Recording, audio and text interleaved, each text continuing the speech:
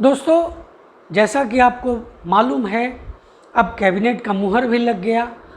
अब प्रधानाध्यापक, प्रधान शिक्षक की तैयारी आप शुरू कर दें, क्योंकि इसकी एग्जामिनेशन अब होना तय है। यह अलग बात है, कोर्ट केस हो जाए, क्या हो जाए, वो अलग मैटर करता है। लेकिन अगर आप एक शिक्षक हैं और आपके मन में अगर प्रधानाध्यापक या प्रधान शिक्षक बनने की थोड़ी भी मंशा है, तो आप इसकी तैयारी शुरू कर दीजिए। दोस्तों, मैं अपने वीडियो के माध्यम से इसकी तैयारी आपके बीच में करवाना शुरू कर दिया है। दोस्तों, इसके लिए मैंने आपके साथ एक पूरा सीरीज साझा करने वाला हूँ। दोस्तों, इसमें मैंने 2 वीडियो इसके पहले अपलोड किया है आपके बीच में, जिसमें मैंने आपको बताया था कि क्या बीपीएससी का सिलेबस होगा, ऐसा एक अनुमान मैंने लगाया था। फिर मैंने आपको इसमें शुरुआत में, इस एग्ज़ामिनेशन की तैयारी की शुरुआत के लिए मैंने आपको विद्यालय प्रबंधन में प्रधानाध्यापक की भूमिका की पूरी जानकारी दी थी, और मुझे आशा है कि उस जानकारी से आप संतुष्ट जरूर हुए होंगे। दोस्तों, आज मैं डायरेक्ट आपको प्रधानाध्यापक की भूमिका बताया था, इसलिए क्योंकि इसका एग्जामिनेशन होने वाला है, आप इसको भली भांति समझ लें। आज मैं आपके बीच में, देखिए, आप विद्यालय प्रबंधन के बारे में भरपूर जानते होंगे। आप इतने सालों से पढ़ा रहे हैं विद्यालय में, अपने अपने, चाहे प्राइवेट स्कूल हो या गवर्नमेंट स्कूल हो, तो आपको एक नॉलेज है। पर जो शैक्षणिक नॉलेज इसका जो होता है, वो जो आपको जानना बहुत ज़रूरी है, इस वीडियो के माध्यम से मैं आपके बीच में रख रहा हूँ। दोस्तों, आज मैं आपको बताने वाला हूँ कि ये विद्यालय प्रबंधन, स्कूल मैनेजमेंट होता क्या है। इसके बारे में और बात करेंगे, बताएंगे मैं आपके बीच में बताऊँगा कि विद्यालय प्रबंधन की आवश्यकता क्यों है, इसके उद्देश्य क्या हैं, इसके महत्व क्या है, इसकी विशेषता क्या है, और सबसे बड़ी बात, इसके क्षेत्र कौन कौन से हैं। दोस्तों, इन सब पर चर्चा बहुत विशेष तरह से हम लोग करने जा रहे हैं, और ध्यान से इस वीडियो को अंत तक देखिए, आपको इसके बारे में एक बेहतर नॉलेज गेन होगा। और दोस्तों, इससे बहुत सारे क्वेश्चंस आपको पूछे जाएंगे एग्जामिनेशन में। तो तैयारी आप शुरू कर रहे हैं तो वीडियो को अंत तक देखें, और चैनल को, अगर अभी तक आप मेरे चैनल पर नए हैं तो चैनल को सब्सक्राइब करें, नोटिफिकेशन बेल को ज़रूर प्रेस करें, ताकि आने वाला वीडियो का नोटिफिकेशन भी आपको सबसे पहले मिल सके। दोस्तों, वीडियो को लाइक और शेयर करना तो बिल्कुल भी मत भूलिएगा, क्योंकि अगर आप लाइक करते हैं, शेयर करते हैं, तो मेरे अंदर एक और जिज्ञासा बढ़ती है आपके लिए ऐसे वीडियो बनाने का। तो चलिए, आज इस वीडियो को हम लोग क्रमवार देखते हैं। सबसे पहले हम लोग बात करेंगे कि विद्यालय प्रबंधन होता क्या है। दोस्तों, इस स्कूल मैनेजमेंट, विद्यालय प्रबंधन में जिन जिन चीज़ों पर हम लोग चर्चा करेंगे, सबसे पहले उसको देख लेते हैं। तो नंबर 1 हम लोग चर्चा करेंगे विद्यालय प्रबंधन का क्या अर्थ है। फिर बात करेंगे विद्यालय प्रबंधन की आवश्यकता क्यों है। उसके बाद बात करेंगे विद्यालय प्रबंधन के उद्देश्य क्या हैं। उसके बाद बात करेंगे विद्यालय प्रबंधन की विशेषता। नंबर 5 में बात करने वाले हैं कि विद्यालय प्रबंधन का महत्व क्या होता है, बहुत इम्पॉर्टेंट। और आखिरी में बात करेंगे विद्यालय प्रबंधन के क्षेत्र कौन कौन से हैं। तो बहुत ही इम्पॉर्टेंट चैप्टर है, और इसको ध्यान से आप देखिएगा। दोस्तों, मैं आपके बीच में और सभी सब्जेक्ट के वीडियो आपके बीच में लेकर के आऊँगा, लेकिन मैंने शुरुआत किया है स्कूल मैनेजमेंट से। तो सबसे पहले इसको क्लियर करेंगे, उसके बाद आगे हम लोग बढ़ते जाएंगे। सबसे पहले बात करने वाले हैं विद्यालय प्रबंधन का अर्थ क्या होता है। बहुत सिंपल सा ये इसका आंसर है। दोस्तों, किसी भी संगठन या संस्था द्वारा अपने विकास के लक्ष्यों की पूर्ति के लिए जो योजना बनाया जाता है, और ये संगठन और संस्था, जब अगर हम विद्यालय की बात कर रहे हैं तो वहाँ स्कूल ही होगा, तो उसका योजना बनाना और उसका बेहतर तरीके से क्रियान्वयन करना, और क्रियान्वयन के लिए सामूहिक रूप से सतत प्रयास करना। दोस्तों, जब हम इस तरह का प्रयास करेंगे सामूहिक रूप से तो विद्यालय प्रबंधन बहुत बेहतर हो पाएगा। दोस्तों, सामूहिक रूप से कहने का मतलब क्या? विद्यालय के अंदर मौजूद प्रधानाध्यापक, शिक्षक, छात्र, समुदाय, शिक्षा समिति, इसके शिक्षा समिति की चर्चा हम लोग अगले वीडियो में करेंगे। दोस्तों, इन सबको मिलकर के एक साथ प्रयास करना होगा, तभी विद्यालय प्रबंधन को हम लोग के अर्थ को सही तरीके से साबित कर सकते हैं। दोस्तों, विद्यालय शिक्षा प्रणाली की मूल इकाई होती है। एजुकेशन डिपार्टमेंट जो है उसका सिस्टम जो है, एजुकेशन सिस्टम, उसका जो मूल इकाई है दोस्तों वो है स्कूल। जिस तरह से आप एक बॉडी देखते हैं और बॉडी के अंदर जिस तरह से सेल होता है और सेल से ही होल बॉडी का निर्माण होता है, उसी तरह से दोस्तों मूल इकाई शिक्षा प्रणाली का विद्यालय होता है। और विद्यालय प्रबंधन की जो मूल इकाई होती है ना, वो क्लास होता है, यानी कक्षा, जहाँ पर देश का भविष्य का निर्माण किया जाता है। जो बच्चा क्लास में पढ़ रहा है वो देश का भविष्य है। शिक्षा सदैव भविष्य के निर्माण के लिए दी जाती है दोस्तों। यानी आप सोचिए कि एक स्कूल सबसे इम्पोर्टेंट यूनिट है हमारे पूरे जीवन का। दोस्तों, अब हम लोग थोड़ा सा इसके बारे में जान ले, समझ ले, और इसको, क्योंकि ऐसे क्वेश्चंस आते हैं, विद्यालय प्रबंधन की आवश्यकता क्यों है। तो देखिए, कोई भी जो प्रबंधन होता है दोस्तों, उसका क्या होता है, एक टारगेट होता है। तो अगर हम विद्यालय प्रबंधन की बात करें तो विद्यालय प्रबंधन का टारगेट क्या है, शैक्षिक लक्ष्य की प्राप्ति। तो दोस्तों, जो निर्धारित किए गए शैक्षिक लक्ष्य को प्राप्त करने के लिए समुचित स्कूल मैनेजमेंट की अति आवश्यकता होती है। दोस्तों, विद्यालय प्रबंधन की अति आवश्यकता होती है। अगर प्रबंधन शिक्षण अधिगम प्रक्रिया को प्रभावी एवं दक्षतापूर्ण बनाना चाहता है तो वह मानवीय एवं भौतिक संसाधनों का उचित प्रबंधन करे। दोस्तों, अगर मैनेजमेंट चाहता है कि जो शिक्षण अधिगम है, ये जो शिक्षण अधिगम प्रक्रिया है, और वो बहुत स्किलफुल हो, प्रभावी हो, दोस्तों इसके लिए डेफिनेटली है कि उसके लिए न सिर्फ इंफ्रास्ट्रक्चर बेहतर होना चाहिए, बल्कि मानवीय प्रबंधन या संसाधनों का उचित प्रबंधन करना पड़ेगा। क्योंकि राष्ट्रीय विकास का आधार क्या है दोस्तों, विद्यालय है। क्वेश्चन आ सकता है कि राष्ट्रीय विकास का आधार क्या है, तो आपको वहाँ पर ऑप्शन में रहेगा, आपको विद्यालय वहाँ पर टिक आउट करना पड़ेगा। दोस्तों, विद्यालय जो है समाज का लघु रूप है, सबसे छोटा रूप है। मैंने आपको शुरू में ही कहा कि जैसे विद्यालय क्या है उसी तरह से है, जैसे शरीर में सेल होता है, वैसे ही सोसाइटी का जो सबसे छोटा यूनिट है दोस्तों वो स्कूल है।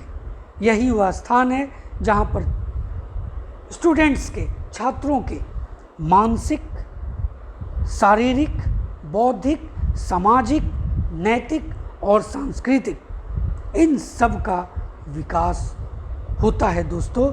इसीलिए विद्यालय प्रबंधन की आवश्यकता है। दोस्तों, अब हम लोग बात करते हैं विद्यालय प्रबंधन के उद्देश्य क्या क्या हैं। दोस्तों, मैं आपको बता देता हूं कि यह विद्यालय प्रबंधन के उद्देश्य से बहुत सारे क्वेश्चंस आपको एग्जामिनेशन में पूछे जा सकते हैं। तो इसके अंतर्गत जो पहला है दोस्तों वो है कि विद्यालय प्रबंधन का जो प्रमुख उद्देश्य है वो विद्यालय के क्रियाकलापों को मॉनिटरिंग करना। अगर विद्यालय प्रबंधन इसका मॉनिटरिंग नहीं करेगा तो विद्यालय सही तरीके से सुचारू रूप से कार्य नहीं कर पाएगा और वहाँ पर विद्यालय का जो टारगेट है, जो अचीवमेंट विद्यालय प्रबंधन रखे हुए हैं वो सक्सेसफुल नहीं होगा। दूसरा है शिक्षा के आदर्शों एवं उद्देश्यों की जानकारी देना। दोस्तों, शिक्षा के कुछ आदर्श होते हैं, कुछ उद्देश्य होते हैं। उद्देश्य आपको बेहतर एक बच्चे का भविष्य का निर्माण करना, उसको बेहतर इंसान बनना, समाज, ताकि अगला जो आने वाला समाज है, जो अगली पीढ़ी है, उसका एक बेहतर ढांचा तैयार करना। तो ये जो है कि शिक्षा के आदर्शों एवं उद्देश्यों की जानकारी देना, ये विद्यालय प्रबंधन का उद्देश्य है दोस्तों। तीसरा जो उद्देश्य है, योजनाओं का विकास करना। अब योजनाओं का विकास जो है दोस्तों, यहाँ पर है कि विकास के लिए, विद्यालय के विकास के लिए अगर योजना नहीं बनाई जाएगी तो बहुत सी समस्याएं उत्पन्न हो जाएगी। इसलिए एक योजना बनाना, एक खाका तैयार करता है विद्यालय प्रबंधन, और इसका ये उद्देश्य होता है कि वो विद्यालय को हमेशा एक सीढ़ी हमेशा वो स्टेप बाय स्टेप ऊपर लेके जा सके। जो नंबर 4 है दोस्तों, विद्यालय को चलाने के लिए कुशल प्रशासन की व्यवस्था की जाती है दोस्तों। व्यवस्था करना, यह विद्यालय प्रबंधन का विशेष महत्व है। अब देखिए, वहाँ पर जब कुशल प्रशासन की व्यवस्था है तो वहाँ पर प्रधानाध्यापक क्या होता है, मेन प्रशासक होता है विद्यालय का। तो वहाँ पर क्या करेगा, विद्यालय प्रबंधन में तो सभी लोग आते हैं, उसमें सोसाइटी भी है, उसमें टीचर्स भी हैं, खुद प्रधानाध्यापक भी हैं, शिक्षा समिति है दोस्तों। यहाँ पर वो सब मिलकर के क्या करेंगे, वहाँ पर उसकी व्यवस्था करेंगे। अगर प्रधानाध्यापक की तरफ से कुछ कमियाँ हैं तो उसको दूर करने की प्रयास की जाएगी, टीचर्स की तरफ से कुछ समस्याएं हैं तो उसको, इसी तरह से ये कुशल प्रशासन की व्यवस्था करते हैं। नंबर 5 है दोस्तों, विद्यालय में उपयोगी एवं व्यवहारिक फर्नीचर की व्यवस्था करना, क्योंकि बिना फर्नीचर के बच्चे सही क्रम में नहीं बैठ पाएंगे, बेहतर तरीके से नहीं बैठ पाएंगे, और जब उनका व्यवस्था सही नहीं होगा तो शिक्षा देना मुश्किल होता है दोस्तों। तो फर्नीचर की व्यवस्था करना। उसके बाद नंबर 6 आता है कि शिक्षण कार्यों के लिए आवश्यक उपकरण, जैसे में आप सोचिए ब्लैक बोर्ड है, चौक है, ये श्रव्य दृश्य सामग्री है, यानी कहने का मतलब कि ऑडियो विजुअल जो मटेरियल्स हैं उन सब का व्यवस्था करना विद्यालय प्रबंधन का कार्य है। इसके लिए अगर गवर्नमेंट स्कूल की बात करते हैं तो वहाँ पर इसके लिए फंड आते हैं। अब उस फंड का सही से क्रियान्वयन करना विद्यालय प्रबंधन का ही कार्य है दोस्तों। ये उसका उद्देश्य भी है, सिर्फ कार्य नहीं है, ये उसका उद्देश्य है। नंबर 7 है कि विद्यालय में एक परिचालन कोष बनाना, जिससे राजकीय सहायता से वेतन तथा अन्य आवश्यक व्यय को वहन किया जा सके। अब देखिए, बहुत से राशि आती है, खाते में रहती है प्रधान अध्यापक के जो वरीय शिक्षक होते हैं या उनके साथ जो शिक्षा समिति होती है उनके खाते में होता है। अब यहाँ पर उससे बहुत सी चीज़ें होती हैं। अब जैसे देखिए कि जैसे अभी हाल में रात्रि प्रहरी का जो व्यवस्था किया गया, तो वो जो है वो प्रधानाध्यापक वहाँ से एक उसका पूरा वेतन बना करके देते हैं कि 4 महीने से ही काम कर रहा है, तो वो उनके खाते में आता है, वो निकाल करके वो उसको प्रोवाइड करते हैं। तो इस तरह से दोस्तों ये विद्यालय के परिचालन का कोष बनाना इसका उद्देश्य होता है। उसके बाद है कि नंबर 8 है आर्थिक सहायता प्राप्त करना। अब आर्थिक सहायता की बात है तो दान देने वाले भी बहुत होते हैं, विद्यालय में दान भी देते हैं। अब दान दे या ना दे, गवर्नमेंट स्कूल में लोग, अब ऐसा सिस्टम नहीं है, लेकिन गवर्नमेंट की तरफ से जो चीज़ें प्रोवाइड की जाती हैं, जो जैसे किसी चीज़ के लिए अनुदान दी जाती है, पैसे दिए जाते हैं, उन सब का वो कैसे मिल सके विद्यालय को और उसका सुचारू रूप से, ताकि वो उसका सही तरीके से इस्तेमाल करे, ये उसका उद्देश्य होता है।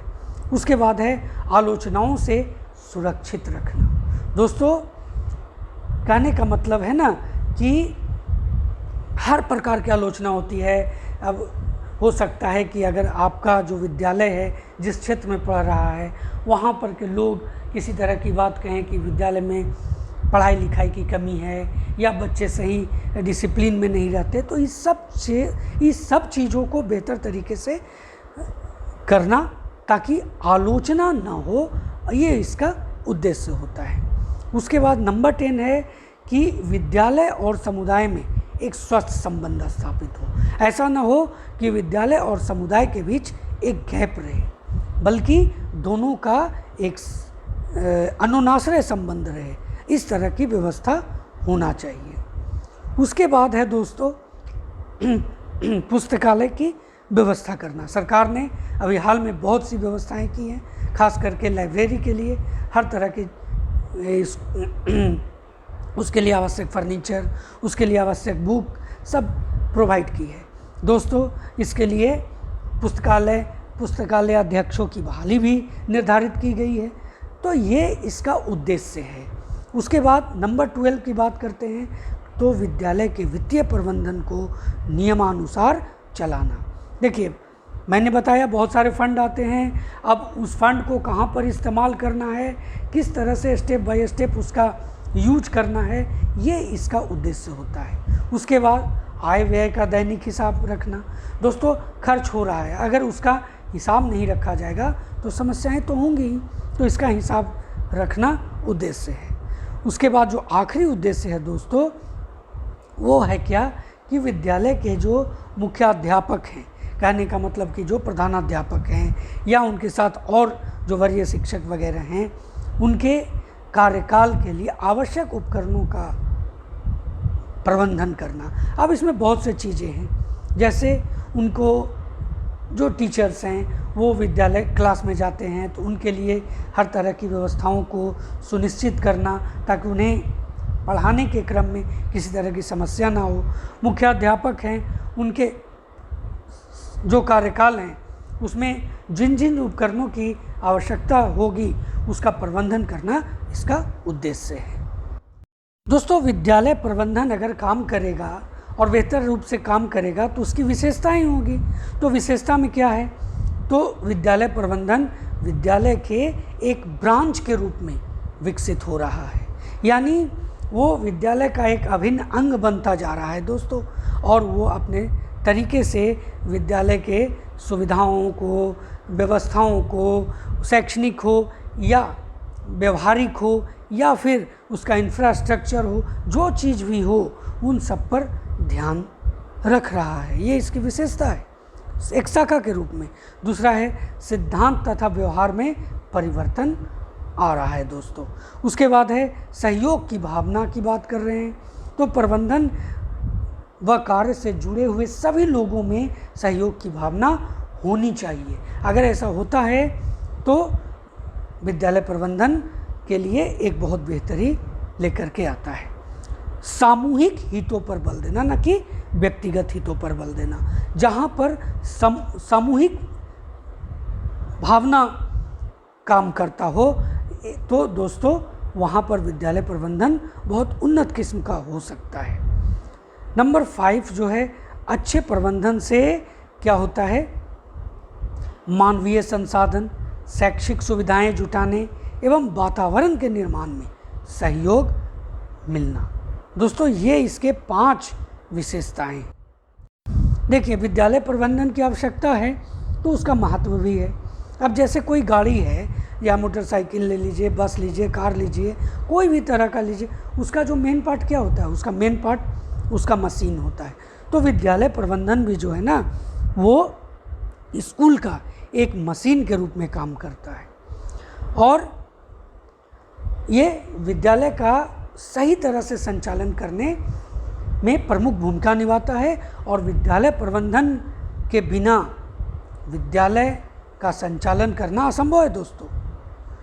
क्योंकि देखिए विद्यालय क्या है, विद्यालय एक सामाजिक संस्था है और इसे एक विशेष दायित्व का निर्वाह करना पड़ता है। यहाँ यह वही स्थान है दोस्तों जहाँ पर विद्यार्थी समाज की सदस्य के रूप में शिक्षा ग्रहण करता है। इस तरह विद्यालय का जो मुख्य केंद्र है वो विद्यार्थी है। अगर प्रेजेंट में देखा जाए दोस्तों, तो स्कूल में छात्रों की संख्या निरंतर बढ़ रही है। इसमें सरकार ने बहुत सी इसके लिए कार्य किए। दोस्तों, इसमें एक बहुत बड़ी भूमिका शिक्षकों की भी है।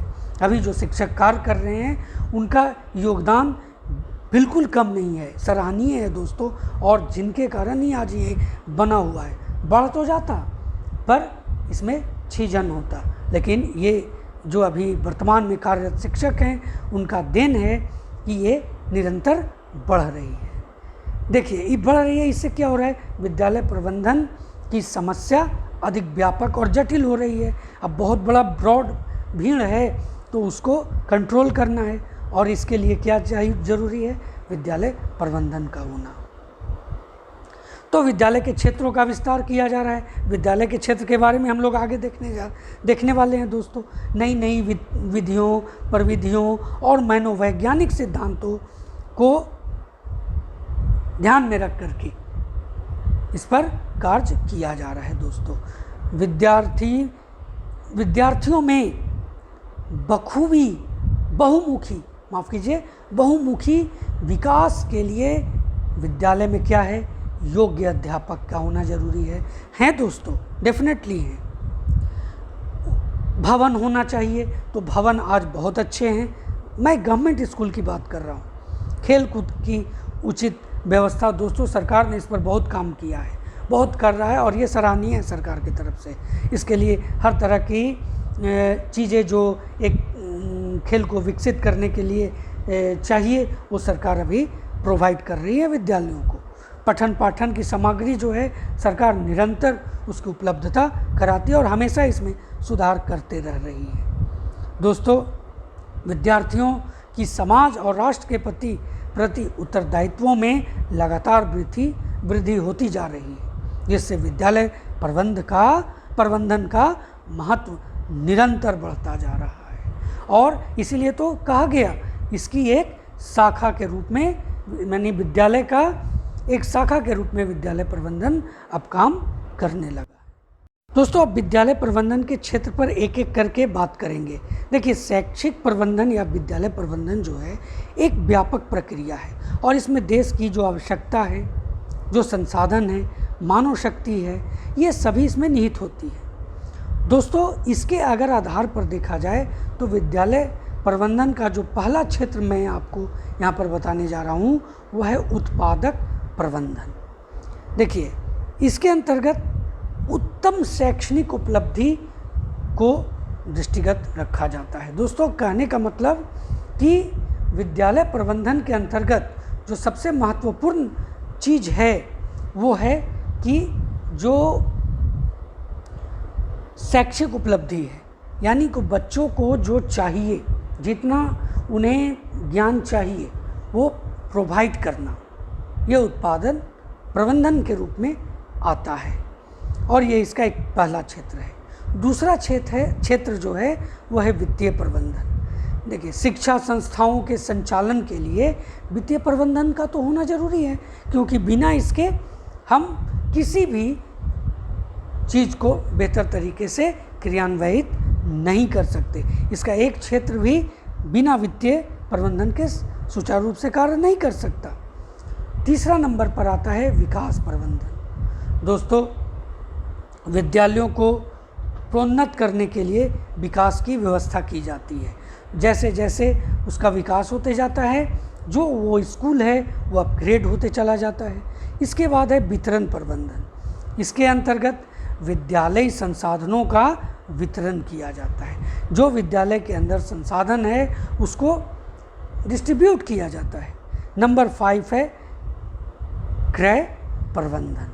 अब क्रय प्रबंधन क्या है, तो देखिए, सामान्य रूप से क्रय करने का प्रबंधन है कि अब जो विद्यालय के लिए जो चीज़ें महत्वपूर्ण है उसको क्रय करना है, उसको खरीदना है, और उसको खरीदना है तो उसके लिए जो वित्त की ज़रूरत है, जो उसके लिए जगह की ज़रूरत है, वो सभी ये क्रय प्रबंधन के अंतर्गत आते हैं।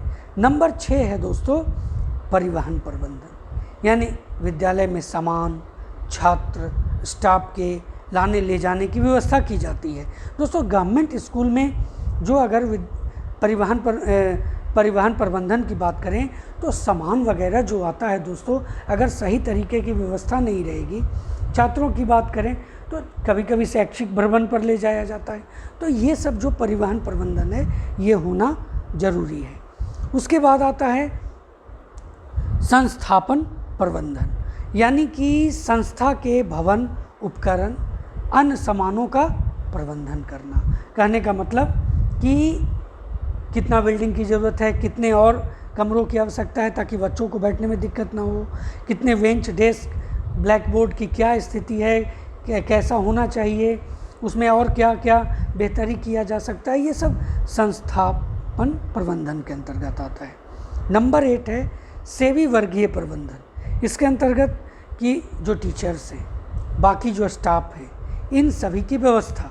कहने का मतलब कि अगर स्कूल में इनकी कमी है तो उनका डिमांड करना सरकार से, उनके पद, उनकी भूमिका का निर्धारण किया जाना कि आपकी क्या भूमिका होनी चाहिए, आप कैसे उसका क्रियान्वयन कर रहे हैं, ये सभी सेवी वर्गीय प्रबंधन के अंतर्गत आते हैं।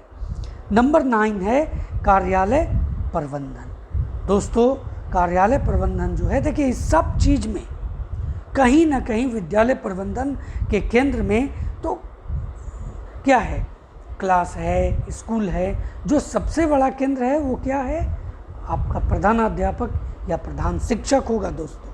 इसीलिए इन सबको जानना बहुत ज़रूरी है। तो कार्यालय प्रबंधन, इसके अंतर्गत प्रत्येक विद्यालय में रिकॉर्ड की व्यवस्था करने के लिए कार्यालय होता है। आप जो भी एडमिशन होता है, जो बच्चे पास आउट करते हैं, उनका टीसी है, बहुत से चीज़ें हैं, जितने भी चीज़ों को क्रय किया गया, जो सामान जो डिमांड किया गया, ये सबका जो जगह होता है वो कौन होता है, ऑफिस होता है। तो ऑफिस मैनेजमेंट बहुत एसेंशियल होता है और इसमें भी विद्यालय प्रबंधन जो है वो महत्वपूर्ण भूमिका निभाता है दोस्तों। तो ये इसके विद्यालय प्रबंधन के क्षेत्र हैं। अब विद्यालय प्रबंधन से जुड़े बाकी जितने भी चीज़ें हैं दोस्तों, उन सबको मैं आपको अगली वीडियो में बताने जा रहा हूँ। तो ध्यान से देखते जाइए, आपको एक सब चीज़ें, ना कि सिर्फ टेक्निकल बल्कि नॉन टेक्निकल, कहने का मतलब हिस्ट्री, ज्योग्राफी, सिविक्स, साइंस, दोस्तों मैथमेटिक्स, इन सबसे वीडियो मैं आपके बीच में लेकर के आने वाला हूँ, खास करके प्रधानाध्यापक और प्रधान शिक्षक के लिए। साथ ही साथ दोस्तों जो बीपीएससी का जो एग्ज़ाम आने वाला है उसके लिए भी जो मैं नॉन टेक्निकल जो क्वेश्चंस होंगे, या कहने का मतलब कि जो 100 मार्क्स का मैंने बताया कि 100 मार्क्स का जो क्वेश्चन होगा वो सेम एज लाइक बीपीएससी का होगा। तो आप सोच लीजिए, वो दोनों के लिए मैं आपके बीच में लेकर के आने वाला हूँ। तो आप देखते रहिए, चैनल को सब्सक्राइब करिए, बेल आइकन को प्रेस कीजिए, लाइक और शेयर करना बिल्कुल ना भूलें। इसी के साथ जय हिंद।